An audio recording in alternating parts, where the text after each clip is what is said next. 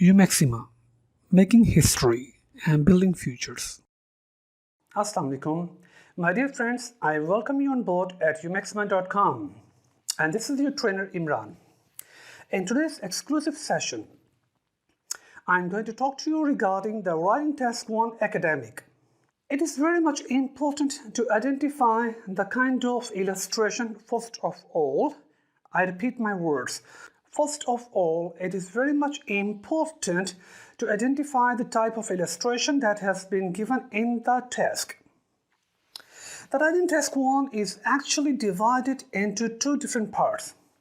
The first part is a question part, which is given in terms of the descriptive question, and the other part is actually the illustration. I repeat, the illustration that could be a table, cross-section, it could be a single variable bar chart, multiple variable bar chart, and a bar chart that could be HBC, horizontal bar chart. It could be VBC, vertical bar chart. That could be a line graph, single variable line graph, or multiple variable line graph. That could be a histogram. That could be a pie chart. It could be a schematic flow. It could be a diagram, and it could be a map. So, my dear friends, what I'm going to say to you, the ultimate objective is to read the question well, and then you're supposed to focus right on the illustration. What kind of illustration is given below? Sometimes it does happen. I do agree. Sometimes there are more than one such kind of illustrations. There could be the combination of a table and a pie chart. There could be the combination of a bar chart and a table or anything else. Let me speak one thing to you. The moment I talk about IELTS examination prep, never put yourself into a kind of a stereotype training, because a lot of people, a lot of students, they rush to me, they ask me the question in person or through voice over internet protocol or the phone calls too. They ask me different questions that, is it possible, would you mind tell me that what kind of question is likely to come? Any such kind of textbook? Please take my words and read my lips. The moment I talk about IELTS examination, there's no such textbook. IELTS is not about a certain syllabus, that this is the material, prepare yourself right within this material and keep yourself confined to this bracket, and whatever the exam that is about to come, the question paper will be made out of this given material, the textbook materials. This is an established fact. Please count on me. The moment I talk about IELTS examination, it has no defined bracket that what is likely to come. But whatever that comes, that must come right within the similar kind of situations. The standards are given. The Writing Task 1 is all about the illustration. Illustrations could be of these such kind of types, and the question Writing Task 2, there's an essay, article, opinion, argument, or the comparison, or whatever. The ultimate objective is, I repeat, the ultimate objective is all about the skill sharpening. The ultimate objective is to prepare yourself, to attire yourself with the sufficient and optimum amount of knowledge so that you could handle any such kind of the question that comes in the real test. So that's not a rocket science. Okay, coming over to the Writing Task 1 academic. To identify the right illustration is very much important. That's a part 1. Now, the part 2 of this session is actually, please keep this thing as a hallmark. I repeat my words. Keep my words and consider my words as a hallmark. Always try to establish a link between the question statement and the illustration. Both of these two things are not different. The ultimate objective is all about aesthetical balance, the kind of a bridge, the kind of a vestibule that you develop in between the question statement and the illustration too. Because if we address the question statement only and neglect the illustration, I mean the diagram or whatever is given below, then the question stands incomplete. if we only address the illustration and forget about the question statement, in that case, the question what you are attempting, the answer stands incomplete as well. The ultimate objective is to establish a delicate, aesthetical, a well-balanced, well-maintained relationship in between the question statement and the illustration, and to address the question in a more productive and a more, I would say, that a dynamic way, so that it could look like something like an ideal arrangement. Okay, the other part of this discussion is, please be very much sure about one thing. The moment we talk about the writing task 1, the writing task 1 is ultimately all about the trends and the behaviors. Either something is going up or something is going down. Something is really increasing, something is decreasing. They could be the years, they could be the months, they could be the dates, they could be such kind of numerical versions.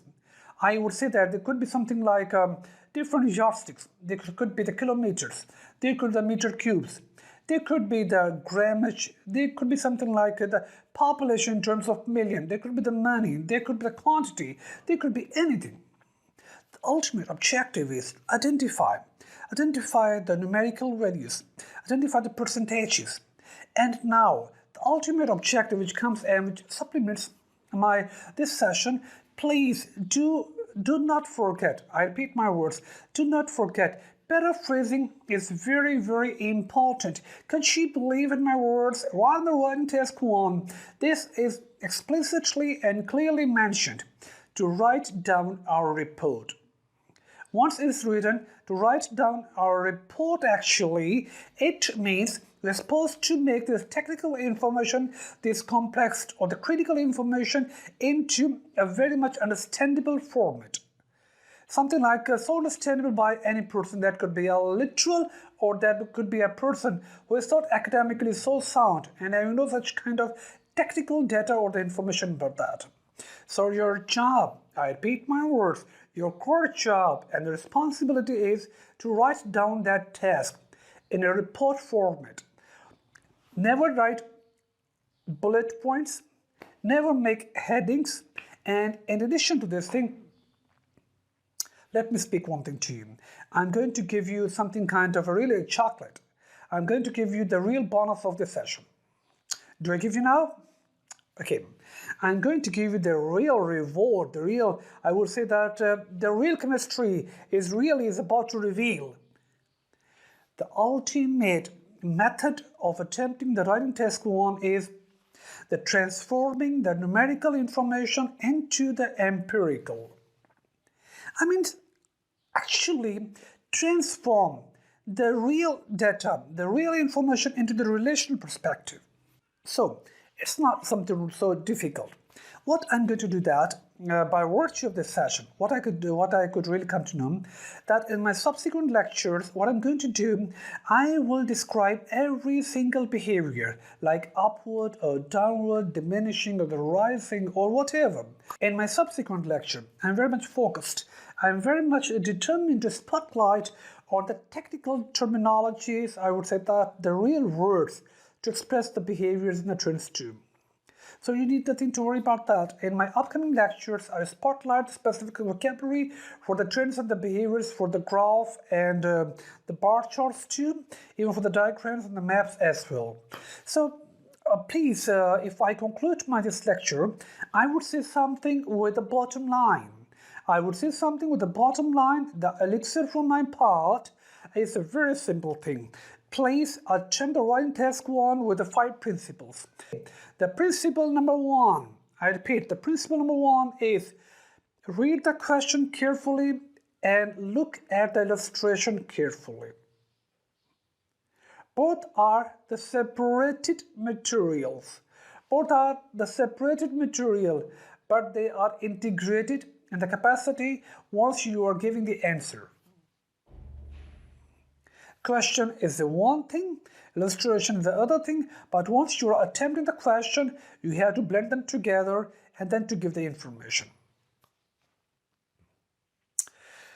Number 2, do not forget, I repeat my words, do not forget that you are going to write a report. You're going to write a report, never make it so complex, so critical, so numerical oriented. Try to make it so relational. So in this capacity, you're transforming the real thing into the relational analysis. What I would say that again, you are transforming the numerical information into the empirical information. Not a big deal. In the subsequent lectures, I will let you know that, how to transform the numerical information into the empirical ones. Okay, number 3, never forget. I repeat my words, never forget. Paraphrasing is the soul of IELTS. Paraphrasing is the backbone of IELTS. Definitely in the reading, in the writing, even the listening, trust me. In the writing test 1, please, it's very important. You're supposed to paraphrase the materials. Paraphrase the key terms, but it doesn't mean to destroy the total meaning or distract that. Never distort that. Whatever you're going to paraphrase that, you're supposed to get it done in a right perspective. The LOT, the line of direction, and LOC, the line of concentration, that must be very much developed and maintained. Number 4, divide the information into the distinct paragraph. The first paragraph is all about the introductory paragraph, which demonstrates that your total understanding, your cohesive attitude to the question, that you have come to know that what the question is. I repeat my words. The introductory paragraph is the total, I would say that this is the passport that you're showing that I have come to know the question and I'm going to attempt it well, right in line with the given question statement and the demand. Okay, and the main body is all about the trends, behaviors, transformations, or the kind of the mechanism is going on. You're supposed to demonstrate in the main body and never forget about writing the conclusion paragraph. In the conclusion paragraph, especially in the writing test 1 academic, please consider sometimes there are multiple illustrations like a bar chart and a graph, like a line graph or a pie chart or a table and a map too. Chances are. So sometimes there is the need of comparison. Sometimes there is no relation in terms of the comparison. So please believe me and read my list. Before giving any such kind of comparison, do establish and do ascertain yourself, is there really the need of comparison or not? If there is a need, if there is the real essence of the comparison, do give the right relational comparison. Okay, yes, let me say something. The very much, I will say that aromatic, very much important, which is the last thing, last but not least, but equally important for the writing test 1. Accept my words as an advice. Take my words as an advice and something like really, doubtless. Okay, I'm going to break my ice that never ever give your verdict, never ever give your own opinion, your own argument. In the writing test 1 academic, your personal opinions are not invited. In the writing test 1 academic, your personal opinions are not invited, so please be very much careful, keep yourself away. In writing test 1, whatever you are writing, you are confined to write within the defined bracket of the question. Your liberty is very much limited. You are not that much autonomous like the writing test 2.